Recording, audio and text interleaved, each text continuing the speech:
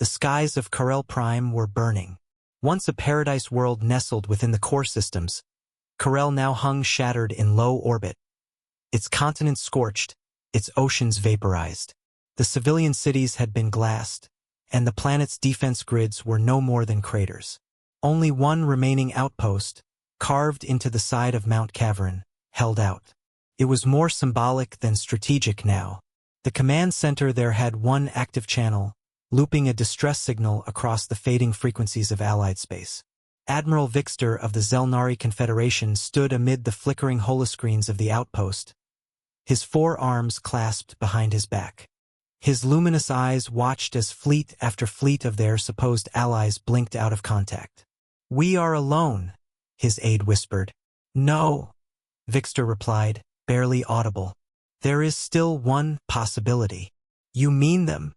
The aide's fronds recoiled in horror. "The Deathworlders? Humans?"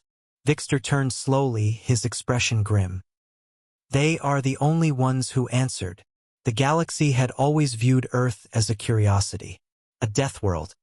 Gravity too high, air too unstable, fauna too aggressive, and climate unpredictably violent.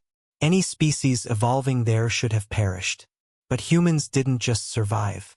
They thrived, adapted, transformed adversity into doctrine. Still, they were not welcome in most councils.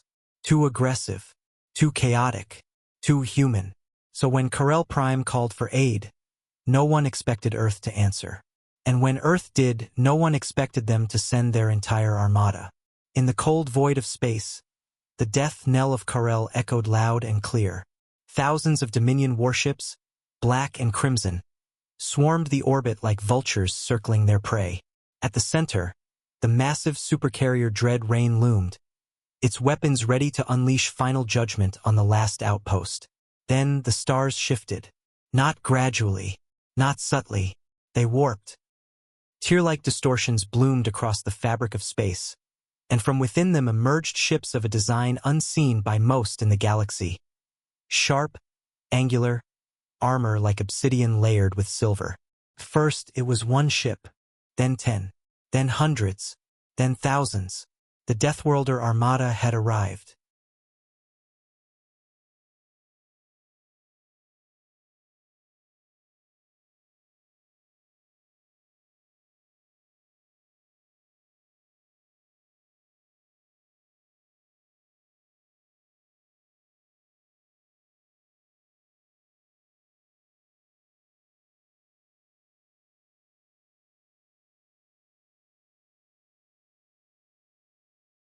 And at its helm was the UNS Vengeance Eternal, a relic from humanity's darkest wars. Reforged, graded, fueled by fusion cores that roared like miniature suns. Admiral Suri Anwar, battle-hardened and scarred by decades of conflict, stood on the bridge, her dark eyes scanning the enemy formation. Her voice, calm and precise, rang through the command deck.